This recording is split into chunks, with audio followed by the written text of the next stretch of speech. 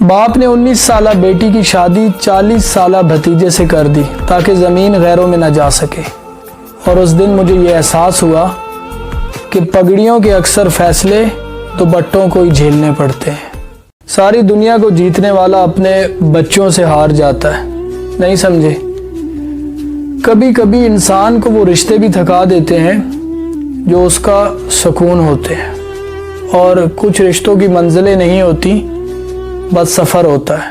ایک بات سمجھنے کی ضرورت ہے، اولاد کو صرف اچھی ماں چاہیے ہوتی ہے، ان کو اس سے کوئی غرض نہیں کہ وہ کتنی اچھی مصورہ، کتنی اچھی مصنفہ ہیں، یا کس عہدے پہ کام کر رہی ہیں، یا دنیا نے اس کو کہاں بٹھایا ہوا ہے۔ اکثر ایسا ہوتا ہے کہ ہمیں کوئی آ کر بتاتا ہے کہ بھائی آپ کے بارے میں فلاں بندے نے یہ بات کی ہے۔ اب ہم کیا کرتے ہیں؟ ہم سارے کام کاج بھول کر اپنا سارا فوکس اس بات کو سوچنے میں لگا دیتے ہیں کہ اس نے ایسا کیوں کہا، میں نے اس کا کیا بگاڑا تھا۔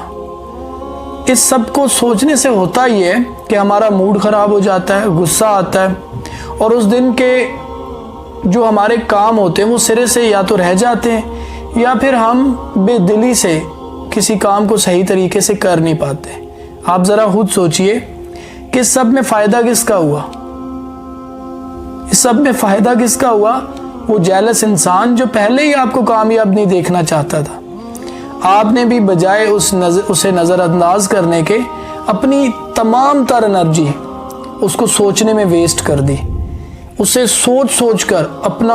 یاد رکھیے گا، جیلسی کو، حسد کو ختم کرنا ناممکن سی بات ہے، تو اس لیے زندگی گزارنے کے لیے آپ ایک چھوٹا سا ڈپلومہ کر لیجئے، خود کو سکھا لیجئے کہ آپ نے ان لوگوں کے ساتھ کیسے پیش آنا ہے۔ خود کو پڑھائیں کہ how to deal with myself. آپ لوگوں کو گولیاں دے کر ٹھیک کرنے کی بجائے خود کو ایک کڑوی گولی کھلائیں کہ ایسے لوگوں کی باتوں پر کان نہیں دھرنے، موڈ خراب نہیں کرنا، اور خود کو غصہ نہیں آنے دینا، اپنے کام نہیں چھوڑنے، اور خود کو کمزور نہیں پڑنے دینا۔ میں سمجھتا ہوں کہ یہ بیچارے حسد کرنے والے نا قابل رحم ہوتے ہیں۔ یہ لوگ ماچس کی اس تیلی کی طرح ہوتے ہیں جو کسی دوسرے کو جلانے سے پہلے خود ہی جل کر راکھ ہو جاتی ہے۔ حاسدین کی ایک نشانی یہ بھی ہے کہ وہ آپ کی کامیابیوں پہ، آپ کی اچیومنٹس پہ دل کھول کر تعریف نہیں کریں گے، ان کو سیلیبریٹ نہیں کریں گے، اپریشیٹ نہیں کریں گے، خوش نہیں ہوں گے، اور جتنا مرضی خود کو خوش پریٹینڈ کروا لیں، کہیں نہ کہیں آپ ان کی بے چینی فیل کر لیتے ہیں اور سمجھ جاتے ہیں کہ یار اسے خوشی نہیں ہوئی۔ میں سمجھتا ہوں ایسے لوگوں کو کبھی بلاک نہیں کرنا چاہیے۔ Let them see your success۔ Karbala سے میں نے یہ سیکھا ہے کہ پیاس ڈٹ جائے تو پانی کو ہرا دیتی ہے، اور کربلا میں ایک طرف پانی تھا، ایک طرف پیاس تھی۔ جو پانی پیتے رہے وہ مر گئے، اور جو پیاسے رہے وہ آج بھی زندہ ہے۔ کمال کا حوصلہ تھا کربلا کے شہیدوں کا، وہاں پر شکر کرتے رہے جہاں پر صبر مشکل تھا۔ کون جنت میں جائے گا، کون دوزخ میں جائے گا، اس کا فیصلہ اللہ کو کرنے دیجئے۔ کاش لوگ سمجھ سکتے کہ زمینی خداؤں کو مچھر اور ابابیل جیسی حقیر چیزوں سے مروایا جاتا ہے۔ جوائنٹ فیملیز میں 10 لوگ ایک گھر میں رہتے ہیں، لیکن اولاد کی غلط تربیت کا طعنہ صرف ماں کو ہی دیا جاتا ہے۔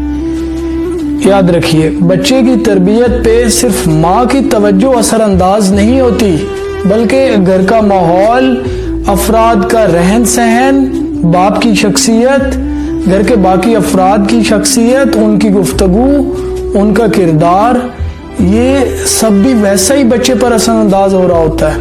یہ بات کسی کی سمجھ میں کیوں نہیں آتی؟ بہادر تو عورت ہوتی ہے جو مرد پیدا کرتی ہے، مگر ہمیشہ جھک جاتی ہے، کبھی رشتے بچانے کے لیے، کبھی محبت نبھانے کے لیے۔ اچھا، کہتے ہیں عورت راز نہیں رکھ سکتی۔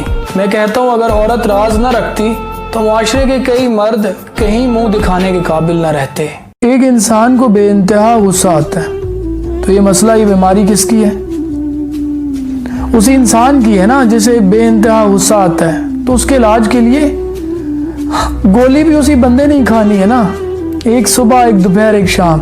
لیکن ہم کیا کرتے ہیں، غصہ ہمیں ہر بات پہ آنے لگ جاتا ہے، لیکن ہم گولی دوسروں کو کھلا رہے ہیں. فلاں بھی تبدیل ہو جائے، فلاں بھی تبدیل ہو جائے، فلاں بھی تبدیل ہو جائے.